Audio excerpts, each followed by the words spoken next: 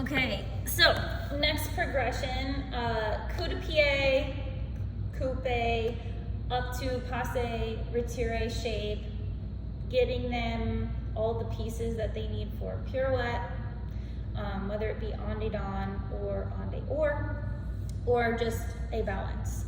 So this will be relevant for bar work as well.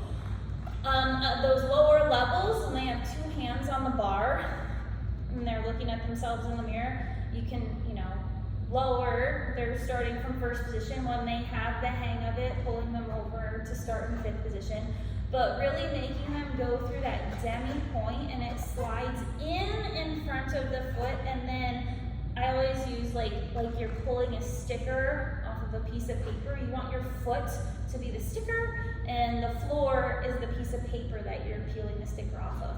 So that it crosses over and then kind of almost has a little bit, it doesn't have to flip too hard, but just a little bit of a, so that we know it arrived at that position. Right around the ankle bone for devant, checking that they don't have a sickle in their foot, but it's nice and shaped, that the knee is open, again, not like they're not just bringing it up and it's turned in, but they're from that position where the first prompt, you want to be up in here, not just pick your foot up, but rotate the hip, then heel pulls up, and then foot slides across so that knee stays turned out.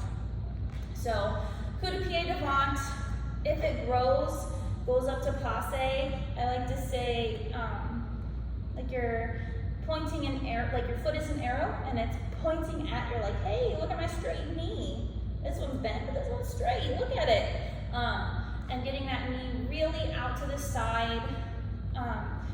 Sometimes I say like a number 4, but I'm not meaning in the old crossed way, but just like an old-timey number 4, or triangle shape, show me that triangle shape from your knee, and then it's a nice flat triangle from the side. So that can go from first position, coup de pied, up to passé, coup de pied, touch, toe ball heel, and you can switch sides. And toe sweeps across, coup de pied, up, passé, retiré, hold it, coup de pied, devant, touch, toe ball heel.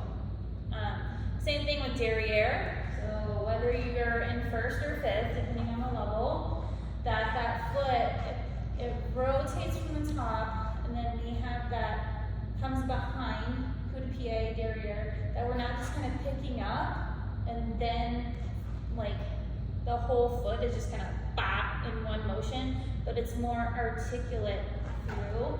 So it sweeps up, coup de pied, derriere, and again, we're thinking of rotating that hip down so that it doesn't kind of look like that puppet and the tushy pulls up moment, that we're staying rotated to the side. Having them know the difference. I like, as much as coupé isn't 100% right, like coup de pied devant, they should absolutely know that. It's really important for them to know slang that's commonly thrown around in the studio as well for older dancers, and to get them acclimated and realizing, hey, this word, this word, this word, it's the same thing. So if you hear me or another teacher saying it, coup de pied devant, coupé front, like if the teacher is using different terminology, it's that same position. So getting them used to that, because they will be having different teachers that potentially are using slightly different words. So all versions are correct. Pulling up, I do like to be really precise with using passé versus retiré. Passé is a passing, it's a moving, it's a verb. So if their leg's going up and coming down, but even if they go up and then maintain the balance, I like passé, retiré devant, you hold. So it is stopping and holding there, and then, passé changé back down the back if it's changing feet, or passé close fifth position. Just so that they are realizing the difference, that there are times when you hit, you hold, and that is truly different than moving